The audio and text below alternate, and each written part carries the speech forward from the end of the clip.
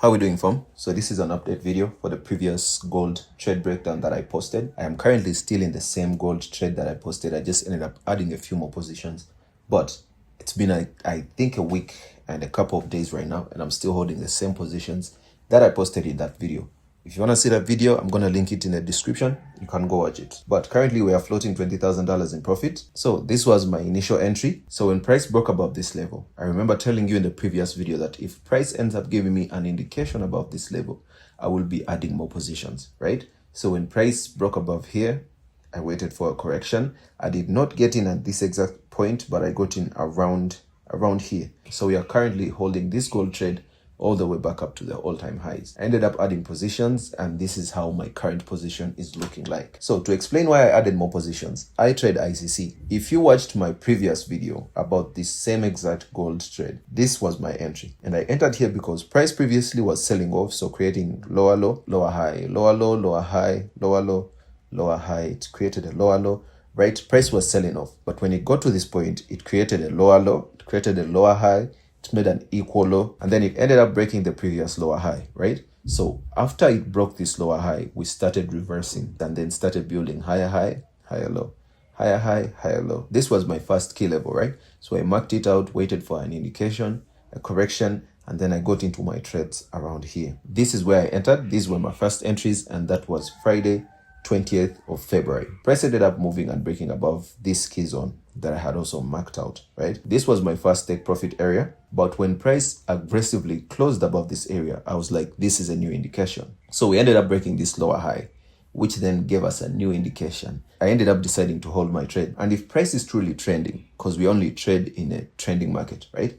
If price is trending, it's going to create a higher high. It's going to get to a point and come back down. This is called a correction. So it's going to buy up, right? Get to a point and have a correction. And that correction is going to create a higher low. Starting from up here, price made a higher high. It had to correct, it made a higher low. And when it created this higher low, came back to my key level. This was supposed to be my entry, but I did not take that entry. So when it came up here, it made a lower high, made a higher low, then ended up breaking this new lower high that it had created. It ended up giving me another indication, telling me that above this gray rectangle, price is bullish from here all the way to up here. So let us remember we are still in buys.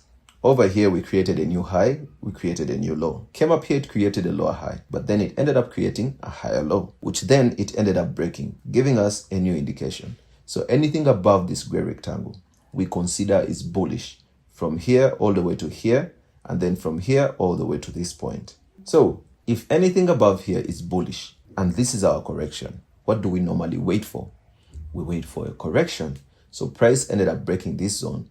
It bought up to this level. I marked out this level also because when it got to this point, it started struggling. Sellers kicked in and gave us our correction. This is our correction. So we have our new indication, we have our correction, and then anything back above this level would have been bullish all the way to here, and potentially all the way back up to the all-time highs. So when price indicated, giving us a new indication, it corrected, got to this point, buyers came back into the market, pushed it back up. But then it still came back to this level and rejected because this is a new strong level of sellers. It got pushed down, it created a level of support. Coming back up here, it started consolidating because right around this zone, sellers and buyers were both in control at the same time. So the market is not going in one type of direction. Sellers want to push it down and buyers want to push it back up, right? So it ended up consolidating, of which I saw people on Twitter saying sell gold around this point. A lot of people were trying to sell gold, which then ended up knocking a lot of people out of the market. So when price came back above here, it consolidated but created a level of support. And price respected these levels of support, showing us that it's not trying to go any lower than this level. Consolidated a bit, and then when New York session opened, buyers finally got back into the market and pushed it back up. So around this area is where I added more positions to my buys, because now I had a new indication. Initially, this was my new indication, right? And a correction, but I did not enter from around here. I waited for more confirmation. Price came back up, created a lower high, created a higher low. Gave me another indication that above this zone, price is bullish from here all the way to up here. New indication, gave me a correction. All this was out of New York session. So I had to wait for session. And then when New York session opened, bullish momentum kicked in. Buyers ended up pushing the price up, we ended up breaking this zone, which gave us another indication, and then price ended up just flying. This was Friday last week, so I ended up just holding my trades all the way throughout the weekend. Right now, today is Monday, 2nd of March. I'm still holding this trade.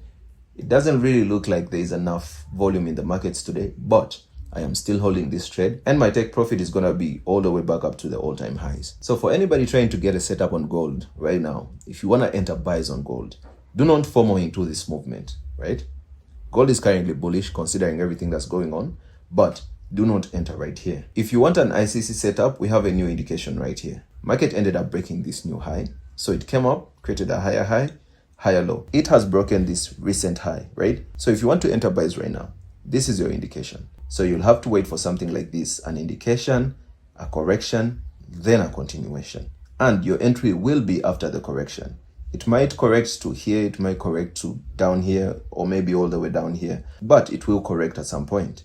Your entry has to be after the correction. So let's say if it corrects to down here, all you need to do is drop down to maybe the 30-minute time frame or the 15-minute time frame and wait for price to turn back bullish on the lower time frames. Then you can enter your trade. Or your second option is going to be wait for the market to get back to the all-time highs. This is a strong level of sellers. So when it gets back up here, it will either reject from here, drop back down, or it will drop down creating a higher low and then come back up and end up breaking this zone. So all you need to do is wait for price to break above this zone. And if it has given you a higher low right here, all you need to do is wait for price to break above this zone, enter your buys, put your stop loss at the recent higher low. Because I think price is going to go all the way up to 6K. But as a disclaimer, this is not financial advice. This is for educational purposes only. Currently, this is my trade setup and this is how I'm trading gold. I'm anticipating price to go all the way back up to the all-time highs. And then after that, we are going to watch price closely and see what it does once it gets back up here to the all-time highs. It might end up selling off once it gets to this level of sellers, or it might break through, giving us a new indication, a correction, and a continuation. But that's a small trade breakdown for you of why I ended up adding more positions. You guys seem to love this video, so I'm going to be posting trade breakdowns for every single trade that I take. And I'm going to be walking you through my mindset and why I took those trades. If you haven't watched the first breakdown video, it's linked in the description. Click on the link, watch that video, like the video, subscribe to the channel, and I'll see you in the next one. Peace.